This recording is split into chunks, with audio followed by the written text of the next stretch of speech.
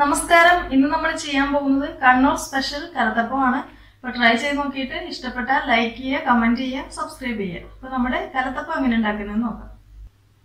അപ്പോൾ നമ്മുടെ കലത്തപ്പം ഉണ്ടാക്കാനായിട്ട് ഞാനിവിടെ 1 കപ്പ് പച്ചരി 4 മണിക്കൂറോളം വെള്ളത്തിൽ കുതിർത്തി അതിന്റെ വെള്ളമൊക്കെ കംപ്ലീറ്റ് ആയിട്ട് കളഞ്ഞെടുത്ത് വെച്ചിട്ടുണ്ട്. ആദ്യം തന്നെ നമുക്കിതൊന്ന് അരച്ചെടുക്കണം. അപ്പോൾ അതിനായിട്ട് ഇതൊരു മിക്സിയുടെ ജാറിലേക്ക് മാറ്റാം. നമ്മുടെ പച്ചരി അരയ്ക്കാനായിട്ട് ഞാനിവിടെ മിക്സിയുടെ ജാറിലേക്ക് മാറ്റിയിട്ടുണ്ട്. ഇതിലിപ്പോൾ ഞാൻ പകുതി മാത്രമേ എടുത്തിട്ടുള്ളൂ കേട്ടോ. 2 ട്രിപ്പായിട്ടാണ് ഞാനിത് അരച്ചെടുക്കാൻ പോണത്. അപ്പോൾ ഈ അരി അരയ്ക്കുന്നതിന് കൂട്ടത്തിൽ തന്നെ നമുക്ക് ചോറും അരച്ചെടുക്കണം. അപ്പം ഞാനിവിടെ 1 കപ്പ് ചോറ് എടുത്തിട്ടുണ്ട്. ഇത് നമ്മുടെ നോർമൽ ചോറാണ്, പച്ചരിയുടെ ചോറൊന്നുമല്ല. അപ്പോൾ ഇതിപ്പോൾ 1 കപ്പ് എടുത്തിട്ടുണ്ട്. ഇനി നമുക്ക് ഇതിപ്പോൾ 2 ബാച്ചായിട്ടാണല്ലോ ഈ അരി അരയ്ക്കുന്നത്. അപ്പോൾ അതിൻ്റെ കൂട്ടത്തിൽ തന്നെ പകുതി വീതിട്ടിട്ട് ഇതും കൂടെ അരച്ചെടുക്കാം. അപ്പോൾ നമ്മൾ ഈ അരി അരയ്ക്കുമ്പോൾ അധികം വെള്ളം ഒഴിച്ച് അരയ്ക്കാൻ പാടില്ല. കാരണം നമ്മൾ ഇനിയിപ്പോൾ ശർക്കര പാനിയും കൂടെ ഇതിൽ ചേർക്കുന്നുണ്ട്.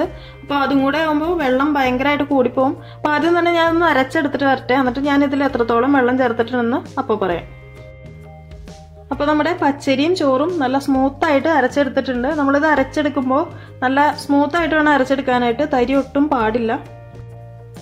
അതുപോലെ ഇത് അരച്ചെടുക്കാനായിട്ട് ആകെ 1/4 കപ്പ് വെള്ളം ഞാനിതിൽ ഒഴിച്ചിട്ടുള്ളൂ. അപ്പോൾ നമുക്ക് അടുത്തതായിട്ട് ഇനി ഇതിലേക്ക് ഒഴിക്കാനുള്ള ശർക്കരപ്പാനി ഉണ്ടാക്കാം. അപ്പോൾ ഇതിലേക്ക് ചേർക്കാനായിട്ട് ഇതുപോലത്തെ ഒരു 3 കട്ട ശർക്കര ഞാൻ എടുത്തിട്ടുണ്ട്. ഇതിപ്പോൾ ഒരു ഡാർക്ക് കളറായിട്ടുള്ള ശർക്കരയാണ്, അധികം നിറം കുറവായിട്ടുള്ള ശർക്കരയല്ല.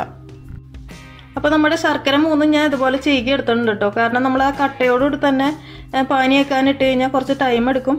അപ്പോൾ അത് ടൈം അത്രയും കൂടെ കളയണ്ടെന്ന് എഴുതിയിട്ട് ചീകി എടുത്താണ്. ഇനി നമുക്കിതൊന്ന് പാത്രത്തിലേക്ക് ഇട്ട് കൊടുക്കാം.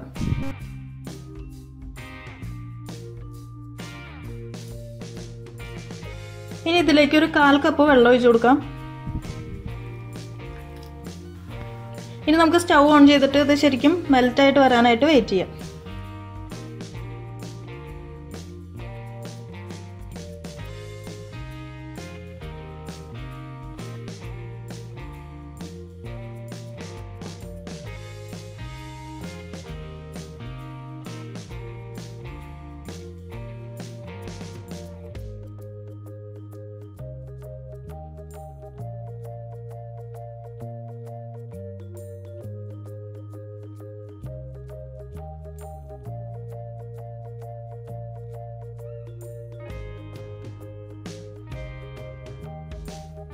അപ്പോൾ നമ്മുടെ ശർക്കരപ്പാനി റെഡി ആയിട്ടുണ്ട്. നമുക്കിനി ഇത് ഈ ചൂടോടുകൂടി തന്നെ നമ്മൾ അരച്ച് വെച്ചേക്കുന്ന അരിയിലേക്ക് ഒഴിച്ചു കൊടുക്കാം. അപ്പോൾ നമുക്ക് ആദ്യം പകുതി ഒഴിച്ചു കൊടുക്കാം. എന്നിട്ട് ബാക്കി ഒന്നുകൂടെ ഒന്ന് മിക്സ് ചെയ്തിട്ട് ബാക്കിയുള്ളതും കൂടെ ഒഴിച്ചു കൊടുക്കാം.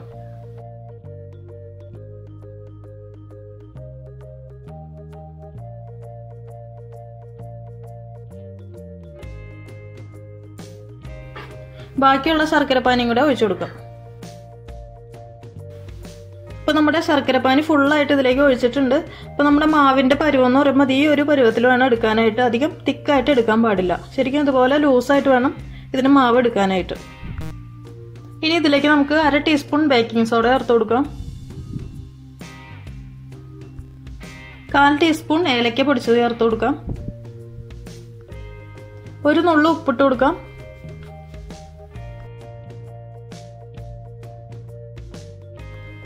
ഇനി നമ്മുടെ മാവിലേക്ക് വറുത്തിടാനായിട്ട് ഞാനിവിടെ കുറച്ച് തേങ്ങാക്കൊത്ത് എടുത്തിട്ടുണ്ട്. അതുപോലെ തന്നെ കുറച്ച് ചുവന്നുള്ളി, ചെറിയ ഉള്ളി എടുത്തിട്ടുണ്ട്. ഇപ്പോൾ തേങ്ങാക്കൊത്ത് എന്ന് പറയുമ്പോൾ ഏകദേശം ഒരു 1/4 കപ്പോളം ഉണ്ട്. അതുപോലെ ഉള്ളി ഒരു 4-5 എണ്ണം ചെറുതായിട്ട്, അതായത് വട്ടത്തിൽ കട്ട് ചെയ്ത് എടുത്തിട്ടുണ്ട്. ഇനി നമുക്കൊരു പാൻ വെച്ചിട്ട് അതിലേക്ക് നെയ്യ് ഒഴിച്ചിട്ട് ഇത് വറുത്തെടുക്കാം. നമ്മുടെ പാൻ ചൂടായി വന്നിട്ടുണ്ട്. അതിലേക്ക് 1 ടേബിൾ സ്പൂൺ നെയ്യ് ഒഴിച്ചു കൊടുക്കാം.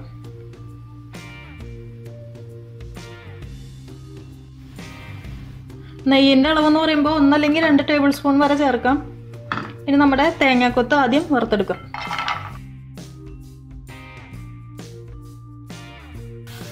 നമ്മുടെ തേങ്ങാക്കൊത്ത് മൂത്ത് വന്നിട്ടുണ്ട്. ഇനി നമുക്കിത് മാവിലേക്ക് ഒഴിച്ചു കൊടുക്കാം. അപ്പോൾ പകുതി ഞാൻ മാറ്റി വെക്കുന്നുണ്ട് കേട്ടോ.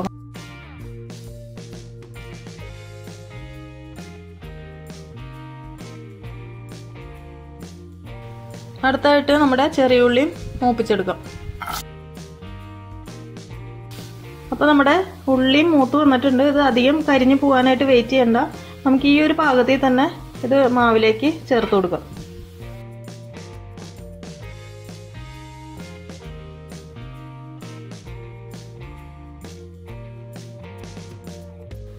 അപ്പോൾ നമ്മുടെ മാവ് റെഡി ആയിട്ടുണ്ട്. ഇതിപ്പോൾ സാധാരണ നമ്മൾ കുക്കറിൽ വെച്ചിട്ടാണ് കേട്ടോ, കുക്കറിൽ ഒഴിച്ചിട്ടാണ് ഇത് വേവിച്ചെടുക്കുന്നത്. ഇതിപ്പോൾ എൻ്റെ കയ്യിലുള്ളത് ഇതേ ഒരു ടൈപ്പ് കുക്കറാണ്. അപ്പോൾ അതുകൊണ്ട് ഇപ്പോൾ നമ്മൾ ഇതിൽ ഒഴിച്ചിട്ട് ഉണ്ടാക്കിയെടുക്കാമെന്ന് വെച്ച് കഴിഞ്ഞാൽ ഒഴിച്ച് ഉണ്ടാക്കാനായിട്ടൊക്കെ പറ്റും, പക്ഷെ ഇത് എടുക്കാനായിട്ട് പറ്റില്ല. ഇതേ ഒരു റൗണ്ട് ഷേപ്പ് ആയതുകൊണ്ട് പുറത്തേക്ക് എടുക്കാനായിട്ട് പറ്റില്ല. ഞാനപ്പോൾ നമ്മൾ നേരത്തെ തേങ്ങാക്കൊത്തൊക്കെ വറുത്ത ആ ഒരു പാൻ ഉണ്ടല്ലോ, അതിലൊഴിച്ചിട്ടാണ് ഇത് വേവിച്ചെടുക്കാനായിട്ട് പോണത്. അപ്പോൾ നിങ്ങളുടെ കയ്യിൽ നമ്മുടെ നോർമൽ കുക്കർ ഉണ്ടല്ലോ, അതായത് പഴയ ആ ഒരു പ്രസ്റ്റീജിൻ്റെ ആ ഒരു ടൈപ്പ് കുക്കറാണ്, അതുണ്ടെങ്കിൽ അതുള്ളവർ അതെടുത്തോളൂ. അതല്ലെങ്കിൽ ഇല്ലാത്തവർ ഇതുപോലെ പാൻ യൂസ് ചെയ്താലും മതി. അപ്പോൾ ഇവിടെ നമ്മുടെ പാൻ ചൂടാക്കാനായിട്ട് വെച്ചിട്ടുണ്ട്. ഇതിലിപ്പോൾ കുറച്ച് നെയ്യൊക്കെ ഉണ്ട് കേട്ടോ, നമ്മൾ നേരത്തെ ആ തേങ്ങാക്കൊത്തൊക്കെ വറുത്തതാണല്ലോ, അപ്പോൾ അതിൽ കുറച്ച് നെയ്യും കൂടെ ഇതിലുണ്ട്. അപ്പോൾ നമ്മൾ കുക്കറാണ് യൂസ് ചെയ്യുന്നതെങ്കിൽ കുക്കറിൽ കുറച്ച് നെയ്യൊക്കെ ഒഴിച്ചു കൊടുക്കണം. നെയ്യല്ലെങ്കിൽ വെളിച്ചെണ്ണ ആയാലും മതി. ഇതിപ്പോൾ ഞാൻ നെയ്യ് ഒഴിച്ചെന്നേ ഉള്ളൂ. നെയ്യിൽ ചെയ്യുമ്പോൾ ഇച്ചിരി കൂടെ നല്ല ഫ്ലേവർ ആയിരിക്കും. അതുപോലെ ഇപ്പോൾ നമ്മൾ കുക്കറിലാണ് ഇതിപ്പോൾ ഒഴിച്ച് വേവിക്കുന്നതെങ്കിലും ഇതുപോലെ പാനിൽ ഒഴിച്ച് വേവിക്കുകയാണെങ്കിലും നമ്മൾ 2 ട്രിപ്പായിട്ട് വേണം കേട്ടോ ഇത് ഉണ്ടാക്കിയെടുക്കാനായിട്ട്. ഒറ്റ ട്രിപ്പിൽ തന്നെ ഇത് വേവിച്ചെടുക്കാനായിട്ട് ശ്രമിക്കരുത്, കാരണം ഇത് വെന്ത് വരികയില്ല, അടിഭാഗമൊക്കെ ശരിക്കും കരിഞ്ഞും പോവും. അപ്പോൾ നമ്മുടെ പാൻ നന്നായിട്ട് ചൂടായി വന്നിട്ടുണ്ട്.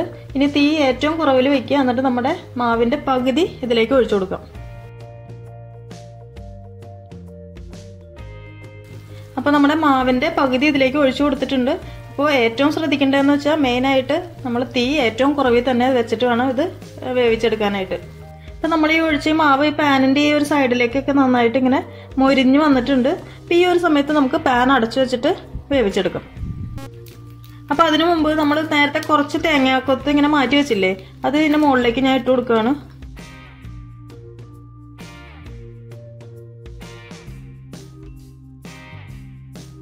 ഇനി ഒരു 10 മിനിറ്റ് നമുക്ക് വെയിറ്റ് ചെയ്യാം. അപ്പോൾ 10 മിനിറ്റിനുള്ളിൽ ഇത് ഏകദേശം റെഡി ആയിട്ടുണ്ടാവും. അപ്പോൾ 10 മിനിറ്റ് കഴിയുമ്പോൾ നമുക്ക് തുറന്നു നോക്കാം. അപ്പോൾ തീ എപ്പോഴും ശ്രദ്ധിക്കുക, ഏറ്റവും കുറവിൽ തന്നെ വെക്കുക. അപ്പോൾ നമ്മുടെ കലത്തപ്പം ഏകദേശം റെഡി ആയിട്ടുണ്ട്. ഒരു 10 മിനിറ്റ് കഴിഞ്ഞപ്പോൾ ഞാനത് തുറന്നു നോക്കിയായിരുന്നു, അപ്പോൾ വെന്തിട്ടുണ്ടായിരുന്നില്ല. അപ്പോൾ ഒരു 5 മിനിറ്റും കൂടെ ഞാൻ വെച്ചിട്ടുണ്ടായിരുന്നു. അപ്പോൾ ആ 5 മിനിറ്റും കഴിഞ്ഞു. ഇനി നമുക്കിതൊന്ന് ഓപ്പൺ ചെയ്ത് നോക്കാം.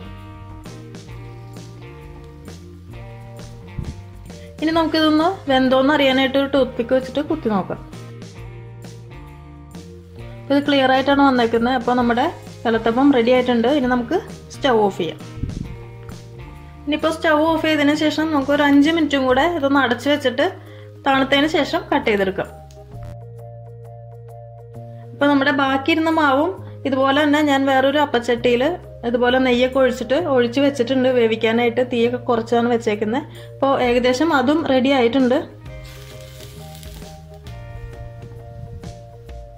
അപ്പോൾ നമ്മുടെ കലത്തപ്പം തണുത്തതിന് ശേഷം ഞാനിവിടെ കട്ട് ചെയ്ത് എടുത്തിട്ടുണ്ട്. അപ്പോൾ ഇത് കാണുന്ന പോലെ തന്നെ സൂപ്പർ ടേസ്റ്റാണ്. അത് ശരിക്കും ആ ഒരു കറക്റ്റായിട്ട് ആ ഒരു തേനീച്ചക്കൂടിൻ്റെ ആ ഒരു ലുക്കിലൊക്കെ വന്നിട്ടുണ്ട്. പിന്നെ ഇത് നമ്മൾ തണുത്തതിന് ശേഷം മാത്രമേ കട്ട് ചെയ്തെടുക്കാൻ പാടുള്ളൂ കേട്ടോ, അല്ലെങ്കിൽ ഈ ഒരു പെർഫെക്റ്റ് ആയിട്ട് ഇത് നമുക്ക് കട്ട് ചെയ്ത് എടുക്കാനായിട്ട് പറ്റില്ല. അപ്പോൾ നിങ്ങളിത് ട്രൈ ചെയ്യാൻ മറക്കരുത്. ഈ വീഡിയോ ഇഷ്ടപ്പെട്ടാൽ ലൈക്ക് ചെയ്യാനും കമൻറ്റ് ചെയ്യാനും മടിക്കരുത്. അപ്പോൾ അടുത്ത ദിവസം കാണാം. Thank you for watching tasty spot.